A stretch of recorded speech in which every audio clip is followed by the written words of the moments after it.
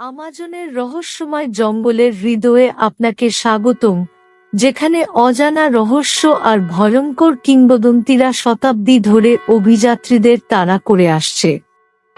এই প্রাচীন বনভূমির প্রতিটি কোণায় লুকিয়ে আছে নানা গল্প, যা কেবলমাত্র সাহসী আর কৌতূহলী মনকে আহ্বান জানায়। প্রতিটি পাতার ফাঁকে লুকিয়ে আছে এমন কিছু যা আমাদের জানা নেই। এই জঙ্গলের পরিবেশ যেন এক অদ্ভুত মায়াজালে ঘেরা, যেখানে প্রকৃতি নিজেই তার গোপনীয়তা রক্ষা করতে চায়। কিংবদন্তিরা বলে এখানে এমন সব রহস্য আছে যা মানব মনকে ভীতু করে তোলে। আজ আমরা সেই রহস্যময় জঙ্গলে পা রাখব, যেখানে প্রচলিত আছে এমন সব কাহিনী যা আমাদের কল্পনার জগৎকে নাড়া দেয়।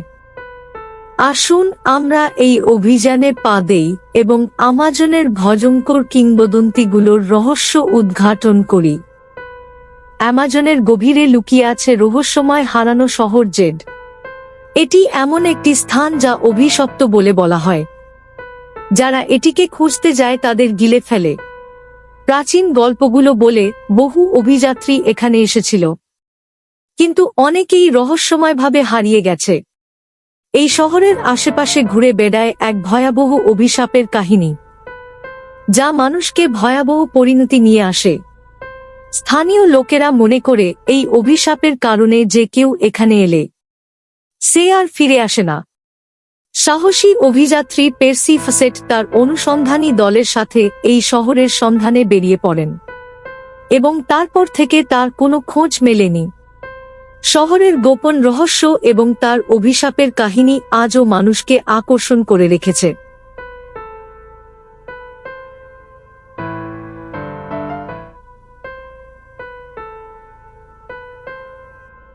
কিন্তু প্রশ্ন থাকে, সত্যিই কি এই শহর কোনো অভিশাপের অধীনে আছে, নাকি এটি শুধুই মানুষের কল্পনা? হয়তো এর উত্তর কখনোই জানা যাবে না। এই রহস্যময় শহরের খোঁজে আমরা চলতে থাকব।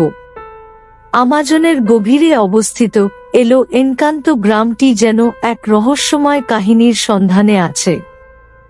এখানে লোকেরা বলে রাতে যখন জঙ্গল নিস্তব্ধ হয়ে আসে, তখন গ্রামের প্রতিটি কোণ থেকে শুনতে পাওয়া যায় অদ্ভুত আওয়াজ। স্থানীয়দের অভিজ্ঞতা বলে তারা প্রায়ই দেখেছে অদ্ভুত ছায়া যা যেন তাদের চারপাশে ঘুরছে। গ্রামে অনেকেই অদৃশ্য হয়ে গেছে, আবার কেউ কেউ ফিরে এসেছে এমন অভিজ্ঞতা নিয়ে যা ভাষায় প্রকাশ করা কঠিন। এই গ্রামটি যেন ভূতদের আবাসস্থল হয়ে উঠেছে, যেখানে রাতের অন্ধকারে অদ্ভুত প্রাণীগুলো ঘোরাফেরা করে। কেউ কেউ বলে এই স্থানটি অভিশপ্ত, যেখানে প্রত্যেকটি ছায়া এবং প্রতিটি ফিসফিসানি একটি নতুন রহস্যের ইঙ্গিত দেয়। তবে এসব কাহিনী কি সত্যি নাকি শুধুই লোককথা? এই প্রশ্নের উত্তর খুঁজতে গিয়ে অনেকেই হারিয়ে গেছে, এবং ফিরে আসার পর তারা আর কখনো আগের মতো থাকে না। এখন আমরা এগিয়ে যাব আমাজনের আরেকটি গভীর রহস্যের দিকে। আমাজনের গহীন জঙ্গলে ভয়ঙ্কর রহস্য আর মায়াবী কাহিনীর মধ্যে অন্যতম হল বনদেবতার গল্প। স্থানীয় উপজাতিদের বিশ্বাস, এই বনদেবতারা জঙ্গলের রক্ষক, যারা নির্দয়ভাবে শাস্তি দিতে পারে যদি কেউ তাদের এলাকা লঙ্ঘন করে। বিভিন্ন সময় শোনা যায় অনেক অভিযাত্রী এই অদৃশ্য শক্তির উপস্থিতি অনুভব করেছেন।